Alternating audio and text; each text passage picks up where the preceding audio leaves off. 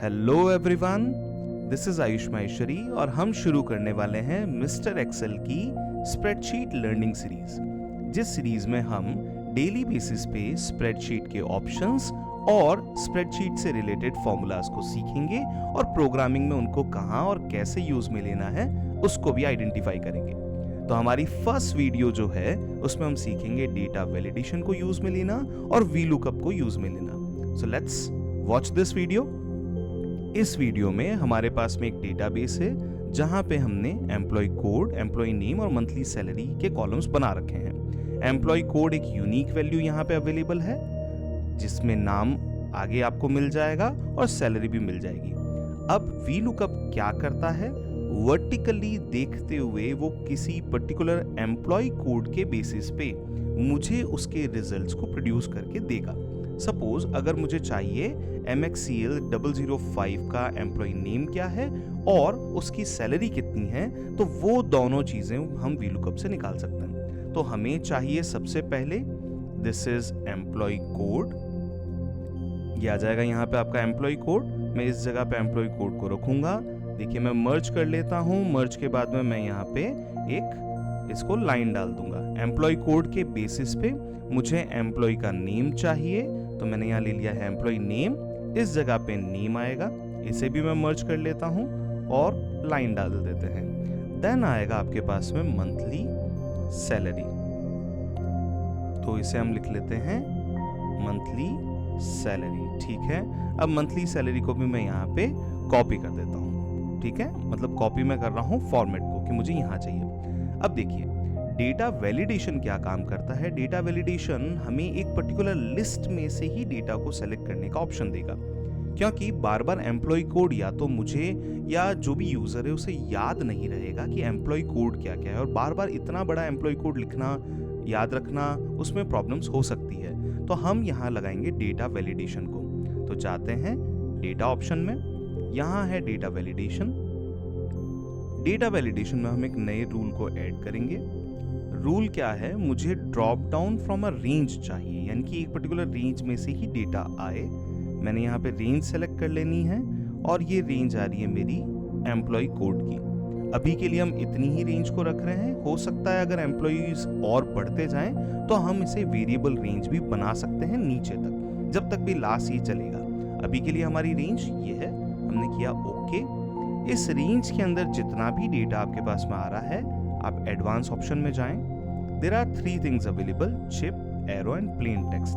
देखिए मैं आपको तीनों ही चीजें बता देता हूं। अगर आप चिप रखते हैं तो इस तरीके से आपका शो होगा वैलिडेशन क्राइटेरिया, जिससे आप डेटा इंसर्ट कर सकते हैं। तो मैं यहाँ पे एरो पे जब मैं क्लिक करूंगा तो ये मेरी लिस्ट ओपन होगी। अगर आप इसे चिप की जगह पे एरो रखते हैं तो उस जगह पे केवल एक एरो आएगा, उसे आप क्लिक कर सकते हैं, डन। अगर आप ये दोनों ही चीजें नहीं रखते हैं, प्लेन टेक्स्ट रखते हैं, तो यहाँ पे दिखेगा कुछ नहीं, लेकिन आपके पास में लिस्ट अवेलेबल है। जब मैं स्पेस दबाऊंगा तो लिस्ट ऑटोमेटिकली ओपन हो जाएगी। इसको करते हैं डन। मैं जनरली प्लेन टेक्स्ट रखता हूँ, लेकिन अगर आप इसे फोन से यूज में लेने वाले हैं, इस लिस्ट को फोन से ओपन करना चाहते हैं, तो आपको चिप या फिर एरो रखना पड़ेगा। तो अभी के लिए हम लेते हैं प्लेन टेक्स्ट, डन, ओके। अब प्लेन टेक्स्ट में मेरे पास में आ चुका है। जैसे ही मैं स्पेस बटन दबाऊंगा यहाँ पे आइए यहाँ पे आता है, स्पेस दबाया, ऑटोमेटिकली मेरे पास में लिस्ट आ गई। अब सपोज मुझे ये स्पेस दबा के नहीं लेना है, मुझे तो केवल एम्प्लॉय नंबर कुछ 009 था एम्प्लॉय नंबर, तो मैं 009 प्लस करता हूँ, ऐसे नहीं आएगा। तो MXCL करते ही यहाँ पे मेरी लिस्ट आ जाएगी। मैं 009 ऐसे ले सकता हूँ इस तरीके से।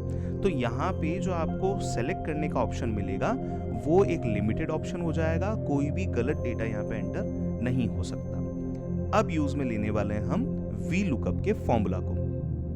आइए, तो वीलुकअप के फॉर्मूला के 4 पार्ट हैं। पहला, कौन सी चीज को देखना है, तो मुझे देखना है, एरो की से जाएंगे हम, मुझे देखना है इस एम्प्लॉय कोड को।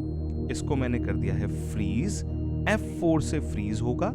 हमें H को भी फ्रीज करना है, 4 को भी फ्रीज करना है, तो ये कर दिया हमने फ्रीज, कॉमा।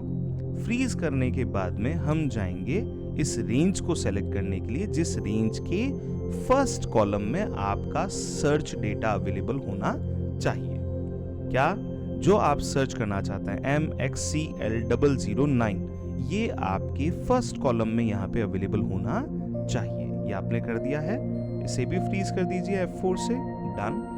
अब आपको कौन से कॉलम का डेटा चाहिए, फर्स्ट, सेकंड, थर्ड, 3 कॉलम आपके पास में इस रेंज में, तो फर्स्ट कॉलम, सेकंड कॉलम या थर्ड कॉलम, मुझे चाहिए सेकंड कॉलम का डेटा, डन। एंड लास्ट में आप रिजल्ट डाल दीजिए 0, जो फोर्थ पार्ट है उसमें आप 0 लगा दीजिए, ठीक है, तो इट इज डन, ओके। तो MXCL009 जो एम्प्लॉय कोड है, उस एम्प्लॉय कोड के जो नेम आते हैं उससे रिलेटेड, दैट इज अंशिका, जो नाम उससे रिलेटेड है दैट इज अंशिका, ओके। चलिए, मंथली सैलरी कितनी है, तो अब वापस से हम VLOOKUP का फॉर्मूला लगाने वाले हैं। इस बार थर्ड कॉलम को चेक करेंगे, इक्वल्स टू VLOOKUP, MXCL को मुझे देखना है, मैं एरो की से वहां गया हूं, मैं फ्रीज कर सकता हूं, कॉमा।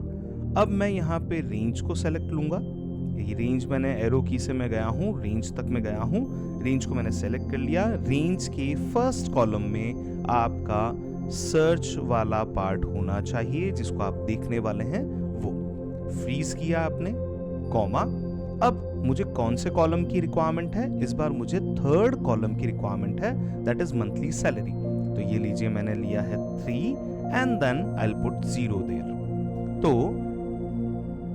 MXCL009 एम्प्लॉय कोड पे जो एम्प्लॉय का नाम है दैट इज अंशिका, और जो मंथली सैलरी उनको मिलती है दैट इज 13,000। अब चेंज करके देखते हैं, एम्प्लॉय कोड 3, रोहित 30,000, देखिए रोहित है 30,000 है, perfect. Next 9 it is Anshika 13,000, okay. कोई दूसरा लेते हैं, 6 पे है शिव 35,000। ऐसा करके basic data fetching based upon certain criteria, किसी एक चीज के बेस पे आप सिंगल लाइन के डेटा को फैच कर सकते हैं बेस्ड अपॉन कौन से कॉलम का डेटा आपको लेना है। तो ये है VLOOKUP। इसकी कुछ लिमिटेशंस भी हैं कि ये केवल फर्स्ट जो आएगा वर्टिकल सर्च में, सबसे पहले जो नंबर आएगा जो उसको सर्च क्राइटेरिया में मैच होगा उसी का रिजल्ट देगा।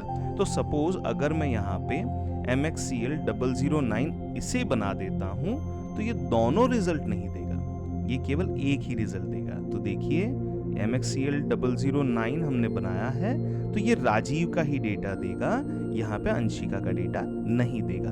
तो VLOOKUP केवल और केवल फर्स्ट लेवल पे जो भी वैल्यू लुक होगी वर्टिकली उसी का डेटा आपको प्रोड्यूस करके देगा। क्लियर? तो इस तरीके से आप VLOOKUP को सीख सकते हैं, आप डेटा वैलिडेशन को सीख सकते हैं, और नेक्स्ट जो वीडियोस आती रहेगी उनमें मैं डेली बेसिस पे आपको नई नई चीजें सिखाता रहूंगा। रिक्वेस्ट एक सिंपल है, प्लीज फॉलो और वीडियो को ज्यादा से ज्यादा तक आप शेयर करते जाएं, सब्सक्राइबर्स बढ़ाते जाएं, and thank you so much for watching this video. Thank you so much, keep watching our next video. अगर आपको लगता है कि ये वीडियो किसी और के काम आ सकती है, आपके काम आ सकती है, तो जरूर शेयर करें, लाइक करें और आगे से आगे इसे फॉरवर्ड करते जाएं। Thank you so much.